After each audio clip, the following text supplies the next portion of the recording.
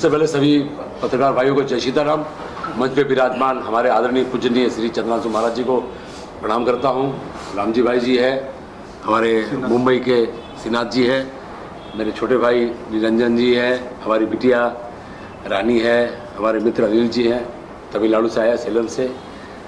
इतना कहना चाहूँगा कि एक बहुत बड़ा एक प्रोग्राम करने का जो अवसर और एक सौभाग्य हम लोग को मिला है सभी के आशीर्वाद से, कि हम एक ऐसे मंच पे उन सभी को एक साथ देखेंगे जहाँ कोई उम्र की पाबंदी नहीं है। 13 साल के बच्चे का एक कैटेगरी है जहाँ पर वो अपने रामायण से संबंधित जितने भी नृत्य कला हो, वेशभूषा हो, ड्रामा हो, चित्रकारी हो, ये अपना प्रदर्शन करें। और 13 साल से लेके एज की कोई लिमिट नहीं होगी, चाहे वो 70 साल का बुजुर्ग हो या 80 साल का बुजुर्ग हो, उनके लिए भी ये मंच रहेगा। और हम चाहते हैं ये सिर्फ 2025 तक ही सीमित ना हो, युगों युगों तक ये सीरियल चलता रहे और आने वाली पीढ़ी इस काम को और आगे तक लेके जाए। बट सबसे मेन जो हमारा उद्देश्य है, आने वाली पीढ़ी को सनातन के बारे में जानकारी हो। बहुत सारे बच्चे अब उस चीज़ से कहीं दूर होते जा रहे हैं। ये कहीं ना कहीं एक ठेस जरूर है हम सबके दिल में। एक प्रयास ये भी रहेगा कि आने वाली जनरेशन इस चीज़ को समझे और इंटरेस्ट ले। आजकल बहुत चीज़ों में बहुत लोगों के इंटरेस्ट है। जैसे आपने देखा होगा, आज से 30-40 साल पहले एक सीरियल आई थी रामायण जिस दिन रविवार को चलता था तो पूरे देश में वह 144 कर्फ्यू लगा करता था। सब चुपचाप, किसी घर में आवाज़ नहीं आती थी, सिर्फ टीवी की आवाज़ आती थी। उस सीरियल वो इतिहास आप सबके सहयोग से, आप मीडिया भाइयों के सहयोग से हम ये कोशिश करें कि वो इतिहास हम दोबारा आपके सामने ला सकें। बस ये हमारा प्रयास रहेगा। सिन्हा साहब बोलिए। सर, संस्था तो आपने बनाया ही है और ये जो श्री राम महोत्सव है 2025 अयोध्या, तो इसको किस तरह से हर घरों में जाकर इस संस्था को नाम जुबान पर लाने का काम कोशिश करेंगे और किस तरह से लोग आकर राम कथा सुनना चाहेंगे? क्या ऐसा कुछ भूमिका होगी? देखिए, भूमिका का शुरुआत हो चुकी है। अभी इस होटल के सामने ग्राउंड में राम कथा का आयोजन चल रहा है, जहाँ की रोज़ 3-4 हज़ार दर्शक आते हैं। तो वहाँ से भी इस कार्यक्रम के बारे में अनाउंस किया जाएगा। इसके अलावा और भी बहुत से हमारे छोटे छोटे धार्मिक कार्यक्रम होते हैं, क्योंकि मैं तो ज़्यादातर धार्मिक कार्यक्रम में ही भाग लेता हूं और उसे ही करता हूं। तो उस कार्यक्रम के माध्यम से और प्लस आज जो हमारी सोशल मीडिया है, व्हाट्सएप है, फेसबुक है, बाकी और भी जो मीडिया है, उन मीडिया के थ्रू हम लोग का कोशिश ये रहेगा कि कार्यक्रम के रूपरेखा हर घर घर में जाए, ताकि इस कार्यक्रम में ज़्यादा से ज़्यादा लोग शामिल हो सकें। राष्ट्रीय कथाकार चंद्रांशु महाराज जी आए हैं और इस राम महोत्सव के मुख्य शर्मा जी हैं, अनिल जी हैं, रानी पाठक है और निरंजन है। ये बेंगलोर से हैं और पूरा प्रयास इन्हों का है। आयोजक ये हैं और संयोजक मैं हूँ। सफल बनाने में इनके साथ हूँ। दिल्ली की प्रेस कॉन्फ्रेंस में था और यहाँ पे इस प्रेस कॉन्फ्रेंस इस राम उत्सव को आगे बढ़ाना और ज़्यादा से ज़्यादा माइलेज मिले, इसके लिए ये प्रेस कॉन्फ्रेंस आयोजित की गई है। आप इनसे आप चर्चा कर सकते हैं। महाराज जी, इस संस्था के जो बैनर तले हैं सभी ने अपनी अपनी जगहों पे मुख्य भूमिका निभाई है। तो आप यहाँ मुंबई में आपका आगमन हुआ है, किस तरह से यहाँ पे राम कथा करके आम जनताओं के, आपके भक्तगणों को किस तरह से एक संदेश देना चाहेंगे पूरे भारत में? बहुत बहुत धन्यवाद।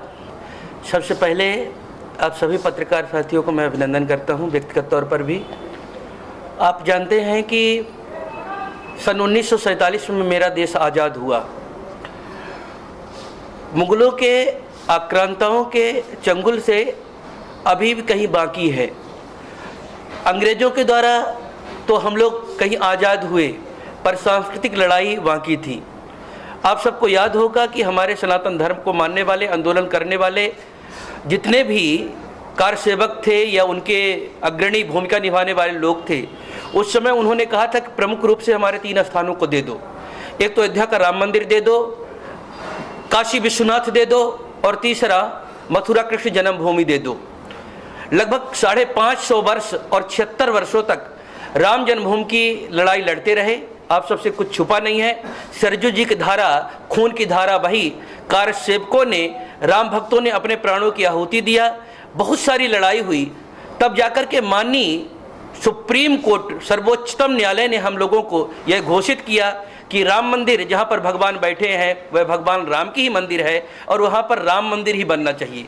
उसके परिणाम स्वरूप भव्य राम मंदिर का निर्माण प्रारंभ हुआ और विगत वर्ष 2023 22 जनवरी को अपने भव्य मंदिर पर मर्यादा पुरुषोत्तम भगवान राम अपने बाल रूप में वहाँ पर विराजमान हो गए। आप सभी लोग जानते हैं कि हम लोग भगवान की रामनवमी जैसे मनाते हैं वैसे हर साल रामनवमी जन्मोत्सव राम का मनाते हैं। ये प्राण प्रतिष्ठा हमारे देश की सांस्कृतिक लड़ाई की सबसे बड़ी जीत थी, जो लगभग पहला ये विजय हमारे सनातन संस्कृति के द्वारा, हिंदुओं के द्वारा, राम भक्तों के द्वारा, कार सेवकों के द्वारा हम लोगों ने जीता और भव्य राम मंदिर पर भगवान राम बैठे। प्राण प्रतिष्ठा के उपलक्ष्य में हम सब जितने भी सनातनी हिंदू भाई हैं, भगवान राम को मानने वाले विश्व भर में जितने हिंदू समाज हैं, अब भगवान के प्राण प्रतिष्ठा का वार्षिकोत्सव हम लोग मनाना चाहते हैं। जैसे हर्ष उल्लास वाजे गाजे के साथ में नाच गा के रामनवमी मनाते हैं, इतनी बड़ी जीत जब हम लोगों को मिली हुई है तो उसके उपलक्ष्य में रामोत्सव श्री राम सेवा प्रतिष्ठान के द्वारा जो सामाजिक कार्यों के लिए कटिबद्ध है, प्रतिबद्ध है, निरंतर सामाजिक कार्यों को करते रहते हैं। हमारे बगल में देख रहे हैं श्रीमान शशिकांत शर्मा जी हैं, ये एक बड़ा चेहरा है समाज सेवा का, और इनके साथ में निरंजन भैया हैं, अनिल जी हैं और साथ में ही रानी पाठक जी हैं। सर्वोच्च भूमिका निभाने वाले हमारे प्रिय भैया राम कुमार पाल जी, राम जी भाई जी हमारे साथ में हैं। ये पूरी टीम मिला करके और हम सब लोग जितने लोग हैं ये उत्सव मना रहे हैं देश की एकता के लिए, अखंडता के लिए, अपनी विरासत के लिए। और सबसे बड़ी बात, पंडित दीनदयाल उपाध्याय जी ने, जिसको आप लोग अंत्योदय नाम से जानते हैं, उन्होंने कहा था पंक्ति में खड़ा अंतिम व्यक्ति का उत्थान भारत का सर्वांगीण उत्थान है। भगवान राम का विजन जो था, पंक्ति में खड़ा अंतिम व्यक्ति, चाहे वो गिरिराज जटायु हो, निषाद राज हो, और इसके साथ में चाहे वो बानर भालू हो, और यहाँ तक विदेश नीति की बात हो, चाहे अंतिम शांति दूत के रूप में अंगद जी हो, देश को जोड़ने के लिए जो राम जी ने किया। अगर अयोध्या में रहते, कहीं वो राजा बन जाते तो केवल अयोध्या के राम बनते, पर जब 14 वर्ष वनवास जाकर के सभी को जोड़ करके वापस लौट करके आए तो जन जन के राम, प्राणी मात्र के राम और राजा राम के रूप में प्रतिष्ठित हो गए, जिसको महात्मा गांधी ने कहा था कि आज़ादी के बाद में राम राज्य की परिकल्पना साकार करेंगे। शायद राम मंदिर का निर्माण केवल एक मंदिर का निर्माण न होकर के संपूर्ण राष्ट्र मंदिर का निर्माण है, और राम राज्य की परिकल्पना, हिंदू राष्ट्र की परिकल्पना और राम के आदर्शों की परिकल्पना अब साकार होकर के रहेगी। एक बड़ा आज यहाँ पे प्रेस कॉन्फ्रेंस रखा गया, इस पर क्या कहना चाहिए? श्री राम महोत्सव 2025 अयोध्या में जहाँ राम जन्मभूमि को जो कार्यक्रम था, उसी समय पे हमें अयोध्या से परमिशन मिली है और वहाँ पर पूरे देश से नॉर्थ ईस्ट साउथ और ख़ासकर ये बेंगलोर की संस्था इसको ऑर्गेनाइज कर रही है, उसके हम लोग संयोजक और सहकारी हैं। तो पूरे देश से लोग वहाँ पे आएंगे और योगी जी ने भी परमिशन दे दी है, हिमांशु विश्वकर्मा ने भी इसमें प्रॉमिस किया है कि इतने बड़े उत्सव में आपके साथ शामिल होंगे और बहुत उच्च लेवल का उत्सव है। और रामलला अवार्ड भी वहाँ पे 2025 में दिया जाएगा। ये ऐसी हमारी सोच और इसी के लिए प्रेस कॉन्फ्रेंस रखी है और हमारे कुछ लोग अभी आ भी रहे हैं। सर कितने लोग उसमें शामिल होंगे सर? इसमें साउथ से काफ़ी लोग हो रहे हैं, नॉर्थ से अभी हम प्रेस कॉन्फ्रेंस आपकी मीडिया के द्वारा सूचित करेंगे, जो भी आएंगे उनका वहाँ स्वागत और सम्मान होगा। सर काफ़ी लोग देखा जाएगा, नेता लोग भी शामिल होंगे सर? नेताओं में 2 सीएम का हमको प्रॉमिस मिला है, आगे मिल जाएगा, अभी समय है काफ़ी। 22 जनवरी 2025 का कार्यक्रम है रामलला उत्सव। सर लोगों को क्या आग्रह करना चाहते हैं कि? लोगों से यही कहना चाहेंगे कि जो अभी एक रहेंगे तो सेफ रहेंगे वाले मामले के हिसाब से, और आपको वहाँ पे आज अयोध्या, आज 5 लाख लोग रोज दर्शन कर रहे हैं अयोध्या में। टूरिज्म का बहुत बड़ा हब हुआ और होते भी जा रहा है, और धार्मिक एक हमारी 500 साल की लड़ाई की जीत है। इसी के लिए राम महोत्सव का वहाँ पर कार्यक्रम आयोजित कर रहे हैं। सर किस तरह से राम मंदिर महोत्सव हुआ, मंदिर बना, तो श्री राम महोत्सव का किस तरह से आप लोग का आगे का रणनीति रहेगी? ये श्री राम महोत्सव उन्हीं के तर्ज पे है। इस बार सरकार ने कोई डिक्लेयर नहीं किया है करने के लिए, तो हमें मौका दिया चंपक राय जी ने कि आप करिए और आपको हमारा समर्थन रहेगा, और हमारे संपर्क भी हैं, अच्छे हैं, उनका आशीर्वाद हमारे ऊपर है। और हम अच्छा ही काम कर रहे हैं तो अच्छे काम के लिए, धर्म के काम के लिए और एक 500 साल की लड़ाई की जीत के उत्सव को मनाने जा रहे हैं तो कोई भी सहकार करेगा। जैसे आपने कहा कि सीएम ने रूपरेखा किस तरह से रहेगी?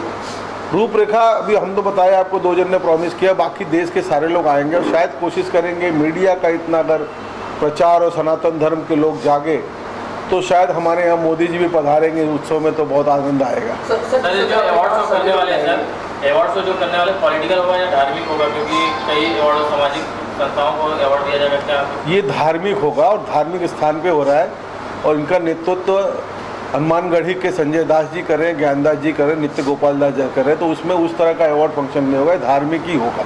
किस तरह की तैयारियां चल रही है सर अभी? उस तैयारी की ही जानकारी देने और उसी को प्रचार प्रसार करने के लिए आप मीडियाओं से आग्रह करने के लिए तो हम वहाँ बैठे हैं आज।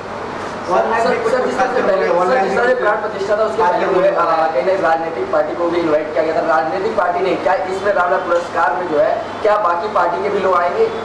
ये किसी पार्टी का नहीं, सनातन का कार्यक्रम है। सनातन में हर व्यक्ति सनातनी आ सकता है, जात न पूछो मानव की, वो हिसाब से कार्यक्रम हो रहा है। जैसे आपने कहा है कि सीएम का आगमन हो सकता है, तो क्या ऐसे किसी सीएम का भी है कुछ आगमन? नहीं, इसमें कोई नहीं है। सब यूपी के सीएम का और आसाम के सीएम का हमें टाइमिंग मिला हुआ है और सहकार मिला हुआ है, पाठबल मिला हुआ है, तो इसके लिए उनकी प्रॉमिस है। बाकी जो भी आगे कोशिश रहेगी आएंगे तो। अशोक जी आप भी कई धार्मिक कार्यक्रम करते हैं, तो इस कार्यक्रम को किस तरह से देखते हैं? आपकी क्या? देखिए, ये जो कार्यक्रम किया जा रहा है इसका सबसे बड़ा उद्देश्य जो है कि हमारे युवा वर्ग को इस सांस्कृतिक और कुछ कल्चरल प्रोग्राम के माध्यम से सबको जोड़ा जाए और जो कार्यक्रम के रूपरेखा भी रखा गया है, जैसे कि राम का ड्रेस, राम के पात्र, राम के चरित्र, राम के ऊपर म्यूजिक, उनके ऊपर ड्राइंग, सभी तरह के कंपटीशन होंगे। इसके लिए एक WhatsApp number all over India दिया जाएगा, व्हाट्सएप नंबर चलाएगा, उस पर भेजेंगे। उसमें से जो भी लोग सेलेक्ट होंगे और पार्टिसिपेंट करने के लिए आएंगे, उसमें से 6 लोगों को अलग अलग पुरस्कार दिया जाएगा। लेकिन ये कार्यक्रम टोटल धार्मिक कार्यक्रम है। राम मंदिर स्थापना होने के प्रथम वर्ष के उपलक्ष्य में ये प्रथम कार्यक्रम है और इसका पॉलिटिक्स से कोई लेना देना नहीं है। इसका मेन जो उद्देश्य हमारा यही है कि जो लोग बच्चे रह गए हैं, राम के बारे में नहीं जान रहे हैं और हमारी युवा पीढ़ी जो कुछ गलत रास्तों पे जा रही है, लेकिन मुझे कहते हुए बहुत खुशी हो रही है, आज जिस तीर्थ स्थल पे जाइए हमारे युवाओं की संख्या बहुत ज़्यादा है वहाँ पे।